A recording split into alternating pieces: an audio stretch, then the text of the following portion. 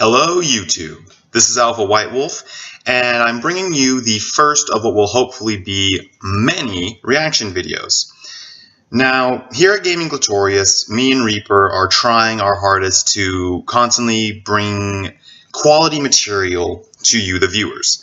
Unfortunately, because of our actual jobs here in the real world, that's not quite as easy as you might think. We're frequently busy for long periods throughout the day, and by the time we get back, we're almost too exhausted to do anything. So, in the meantime, I'm bringing you this reaction video of DeathBattle's latest release, Thor vs. Wonderwoman. I did not see this particular matchup coming, but I am kind of interested in seeing how it plays out. So there are still matchups on our channel that are coming. Wesker versus Mercer, Albert Wesker versus Alex Mercer is still coming. Hold on to that one. For those of you who have read Gaming Glatorius's fan fictions, we are planning a matchup with Jean Arc from Ruby, but no one seems to be reacting and responding to the hint given in one of the chapters to Jean's opponent, which is kind of disappointing. But anywho, Reaper is still working on Beast Boy versus Ben 10, so that's coming eventually. He's just having some technical issues. A few other video projects are being worked on, but for right now, we have Thor versus Wonder Woman. So let me just go ahead and get my headphones set up, and let's get started.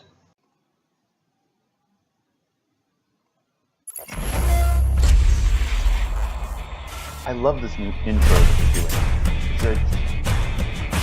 The different pantheons of gods and goddesses have always been rife with conflict, and these heavenly wars can last for centuries. Like with Thor, Norse champion of Asgard and son of Odin. And Wonder Woman, Greek warrior of the Amazons and daughter of Zeus. He's wears an arm boomstick. And it's our job to analyze their weapons, armor, and skills to find out who would win a death battle. This is the Realm Eternal, root of the world tree and noblest of the 9 dimensions, Asgard. Like a protector for your butt? Shush. Asgard. Give it to Boomstick. Since ancient times, this colorful realm has been inhabited by warriors so powerful, many believe them to be immortal deities. And they sort of were, but being immortal in Asgard is a funny thing. See, every few thousand years, these fellas go through a little apocalyptic event where everybody dies. Then they're born anew with only vague memories of their previous lives. This is the cataclysmic event known as Ragnarok. And Asgard's newest king, the All-Father Odin, was determined to break this cycle. So he fathered the best damn warrior the realms had ever seen. The mighty Thor. Thor spent most of his life living among his people and defending his realm from its enemies. And he was good at it, like really good. He's their tank and DPS all rolled into one when it comes to raiding other realms. Gaming boy, references. He looks the part. This guy is 6 feet 6 inches of pure muscle, and possibly lead because he somehow weighs 640 pounds. Thor was trained by the best in Asgard and has proven his mettle across multiple worlds. He helped found the Avengers and has defeated everything from giants to demons to other gods. As a real-life god, Thor is super strong, super fast, and super durable. And even on those rare occasions when he does get hurt, he patches up real quick with his healing factor. And of course, being the god of thunder lets him control lightning and even the earth itself. But Thor isn't complete without his iconic arsenal. He wears the Belt of Strength, which doubles his already impressive might, and he swings around the most awesome tiny little hammer you've ever seen. Mjolnir is an ancient weapon. 65 million years ago, it was forged by dwarves by harnessing a star. Its construction was so intense, it caused the star to explode, and its fiery remains eradicated the dinosaurs. Talk about metal! Speaking of metal, Mjolnir is forged from Uru, an extremely durable iron-like ore that is highly susceptible to enchantment. Mjolnir in particular is enchanted to house a cosmic storm powerful enough to shake black holes. And yes, the wielders of Mjolnir can access the storm's powers, including levitation and control over weather. Never wanted anything so bad in my life. Unfortunately, only those the hammer deems worthy can actually wield it, or even pick it up for that matter. You must be pure of heart and noble of mind. Not them. It won't even budge. Maybe him. Well, lucky for Thor, he's worthy of adding Mjolnir's awesome power to his own. And with their powers combined, nothing can stop him. Thor has easily tagged Quicksilver, who at his best can run around 670 million miles per hour. And Thor can move even faster than that when his hammer is dragging him around. Yeah, that's a thing. Thor doesn't really fly on his own in the same way people like Superman or Captain Marvel do. Instead, he literally chucks his hammer as hard as he can and hangs on for dear life as it takes him for a ride. Thor has said Mjolnir is fast enough to reach the edge of the universe in 60 seconds. This means it can travel at least 350 trillion miles per hour, or over 500,000 times the speed of light. Don't let go, Goldilocks. Hitting pavement at that speed might hurt even you. Tuck and roll. Fine, he can withstand a dip in the sun, where it can be over 27 million degrees Fahrenheit. And while he was knocked unconscious, he did survive a bomb capable of planet busting, equal to a force of over 53 quadrillion megatons of TNT. I'm more impressed that he lifted this giant-ass snake. Look at that thing. The Midgard serpent is massive, capable of wrapping around the entire Earth twice. It stretches nearly 900 miles. I think I remember this legend. 1,000 miles long. By comparing it to the largest living snakes, the 550-pound green anaconda, we can estimate the Midgard serpent weighs about 17 trillion tons. Hold on, Wiz. I know my snakes, and it looks like that Mudguard serpent is actually constricting the Earth. By squeezing prey, a snake can apply pressure 16 times its normal weight. So Thor didn't just lift a really heavy snake, he outmatched 272 trillion tons of force. That is correct, Boomstick. Goddamn right. How do you know that? It is important to stress the unbelievable power Thor possesses. So much so that in fights with other godly beings, whole worlds can shatter. If it ever comes to it, he can even enter a state of warrior's madness. While he loses some control doing this, his power increases tenfold. Why did we put this guy up against Raiden again? No idea. Thor's cocky attitude has put him in all kinds of trouble. He's even lost Mjolnir's power more than once as a result. Yeah, the hammer isn't invulnerable, and if Thor's holding on to it, its enchantment can even be tricked. Like that one time the Hulk used his own hammer against him. Why you hitting yourself? Why you hitting yourself? So to teach Thor a lesson in humility... Does this mean I'm like Boomstick in the fact that I thought of that? ...transforming him into a handicapped human. You call that a handicap? That's a limp. I'm over here with a friggin' shotgun for a leg, and I'm not even allowed to park in those special parking spaces. I think it's because you've been banned from those buildings, Boomstick. Earth was all part of Odin's plan to alter the cycle of Ragnarok, as such a thing had never been done before. And it worked. 4,000 years after the previous Ragnarok, Armageddon was stopped for good, and the gods were free. All thanks to Thor. And a giant time-traveling floating sentient What the fuck? But mostly Thor. Can't make this stuff up. I accept your surrender.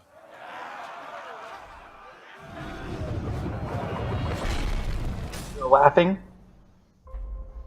Legend has it that lost among the waves sits a solitary island called Themyscira, shrouded in secrecy and inhabited solely by women.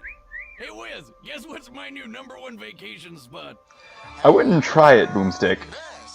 Despite their paradise isle far from civilization, the women of Themyscira are more dangerous than you'd think. I remember this movie They are too. Amazons, immortal warriors created by the Olympian gods. Their mission? To spread the peace and justice of the gods to a barbarian world.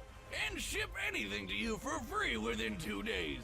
If you pay an annual fee. But a bunch of centuries later, they were kinda out of the loop. These chicks had never even heard of shotguns before. Until Poor the day things. a military plane crashed near the island. Determined to reconnect with the world and establish peace once again, the Amazons held a tournament to select a representative. The final test requiring each lady to block a bullet from just a couple yards away. Damn, they don't mess around. The winner was one of their youngest, a brave woman known simply as Diana. And that's how she became the Wonderwoman.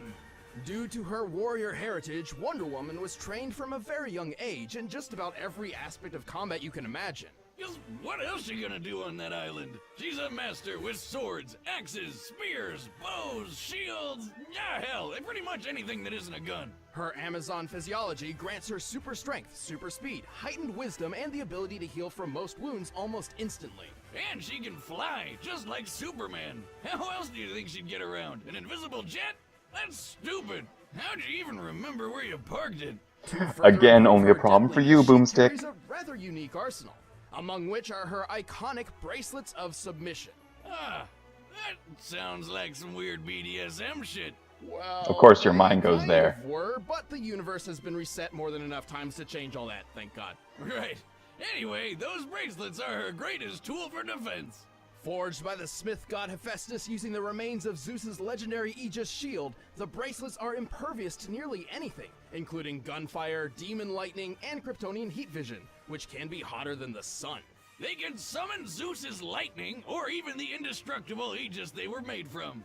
To avoid collateral damage, the bracelets also suppress some of Diana's strength. Taking them off vastly increases her godly power. Uh-oh. Oh, and she can use them to summon weapons like her magic sword. Also forged by Hephaestus, this sword's edge is so sharp that it can slice through microscopic atoms. This means a precision strike from Wonder Woman can cut through nearly any material. Man, this asbestos god makes some top-notch stuff. Wonder if he does commissions. Well, he's not responsible for Diana's final weapon, the lasso of truth. This unbreakable whip has the power to make anybody it touches tell the truth. Bad news for any cheating boyfriends she might have. What other depraved thoughts must you be thinking? God, your daughter's got a nice rack. Really? Kill him now, my queen. Of course, she doesn't need weapons to prove her awesome combat skills. According to Batman, Diana is the greatest melee fighter in the world, which is no small feat in a universe with people like Karate Kid, Deathstroke, and Batman himself. And no one Say the argues Karate with Kid? Batman. Man, Daniel San's really moved up in the world.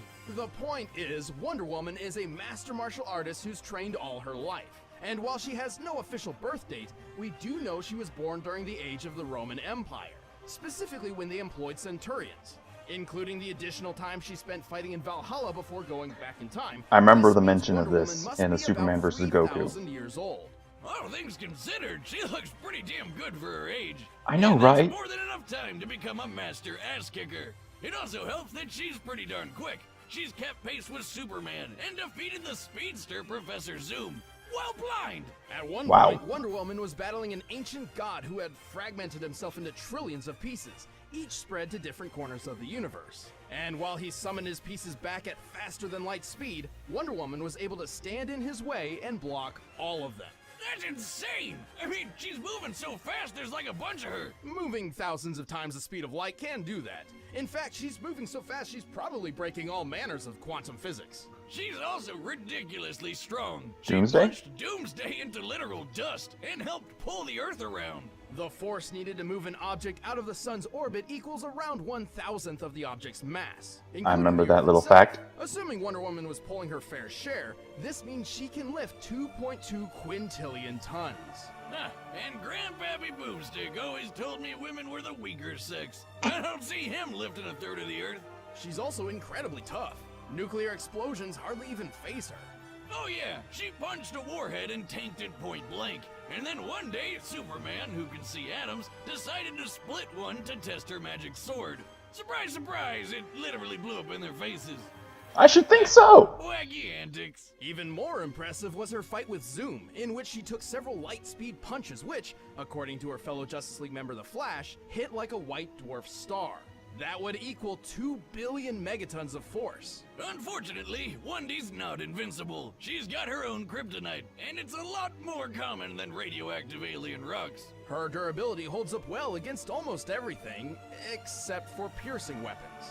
Which just seems like an unacceptable weakness when you're that strong. Knives, swords, spears, any kind of blade will do the trick. But especially bullets, which is probably why she's gotten so good at blocking Damn. them with those bracelets. Unfortunately for swordsmen and sharpshooters, Diana The doesn't recent have Wonder that Woman easy. film was a really good one. Good stabbing is more than likely just gonna piss her off. And that's when you learn just how dangerous Wonder Woman can really be. Yeah.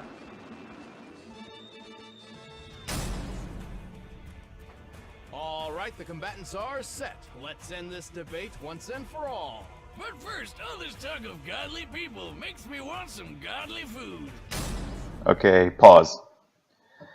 I'm gonna just skip whatever advertisement that they have. And after the skip, just kind of give you an idea of whatever it was. It's probably Blue Apron. They've been advertising that in a lot of their battles.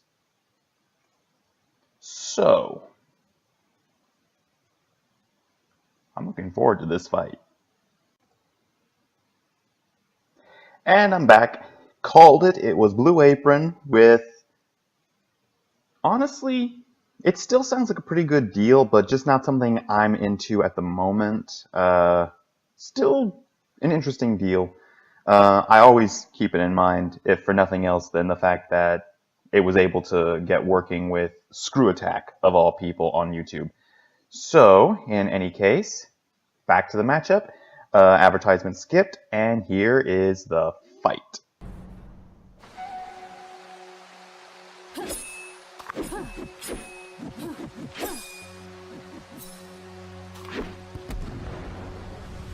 Graphics are pretty nice. I will note that for Superman vs. Goku 2, graphics for that were freaking awesome.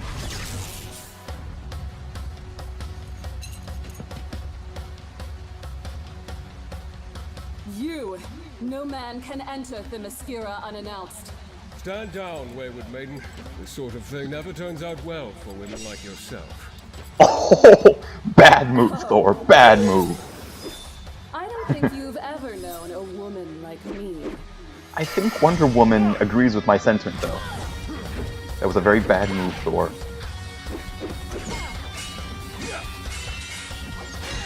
You are undone! Incredible.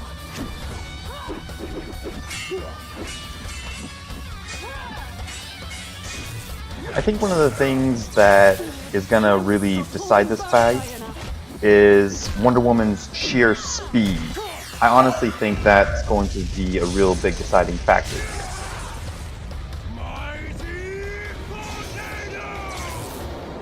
Of course, he has to give his attack a name.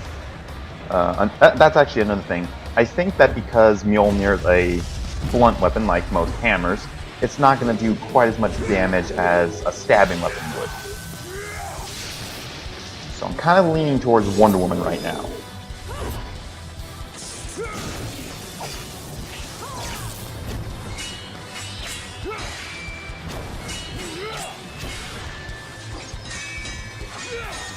It is nice to see Thor being given the 3D treatment, than to the Such reckless abandon. Oh, I don't think so. Ouch! Yeah, that probably hurt, but I think all it did is Wonder Woman to...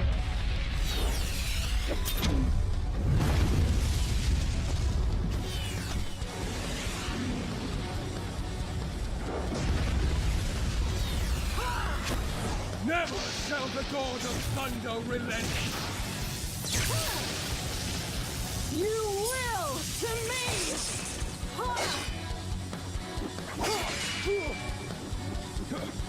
Looks like Thor's showing a bit of wear and tear. I'll kill you! I'll kill you dead! That sounds like a Hulk thing to say. But he brought out his trump card first, so I'm now starting to lean towards Wonder Woman. Ow.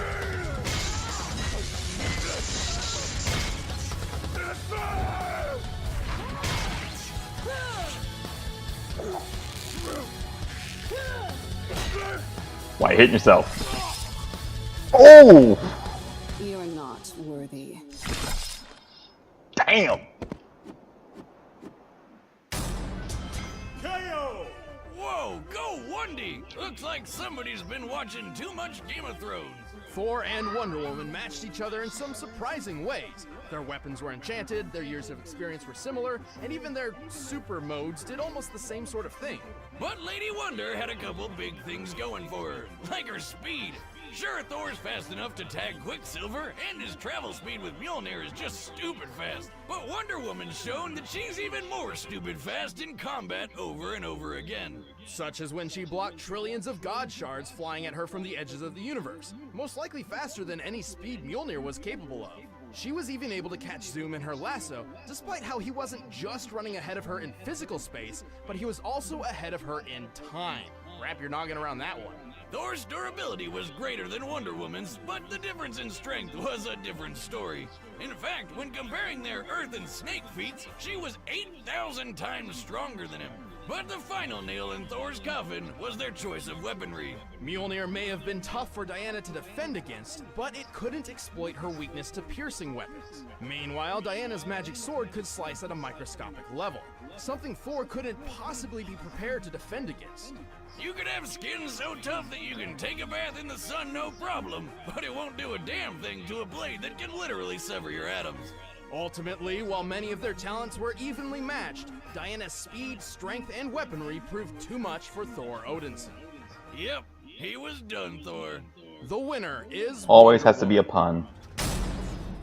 Stick around, we're about to announce the combatants for the next death battle. And if you want to watch Okay. exclusive commentary on this episode, click that little box over there and start a first membership trial. Try to grab one of these shirts too. Who's it next time? No! Ichigo Kurosaki? No! Oh. Okay. I'll admit that Wonder Woman and Thor were a very interesting matchup. And I honestly, like with most death battle conclusions, I do really agree with the verdict because of how well and how reasonable the evidence for their victor is presented. It really makes sense. And they rarely leave us hanging when it comes to that kind of information, and certainly they present it in a convincing manner. But the next battle, Ichigo versus Naruto. Okay, me and Reaper had a matchup for Naruto, but it wasn't Ichigo. We were trying to find an opponent for Ichigo that would be a good one. We weren't ever considering Ichigo versus Naruto, though. I'm kind of looking forward to that now. But in any case, tell me what you thought of the reaction. Subscribe if you feel the inclination. Leave a comment down below. If you have any suggestions for future videos, shoot over an email to us or leave it in the comments. We always enjoy reading what the viewers and the fans think about our work. We really, really like it. It's always something that's interesting and in times really thought-provoking. But in any case, I'm Alpha White Wolf. I hope you enjoyed the reaction, and I'm hoping that there's going to be a few more in the future. But in the meantime, I'm signing off. Have a nice day, YouTube.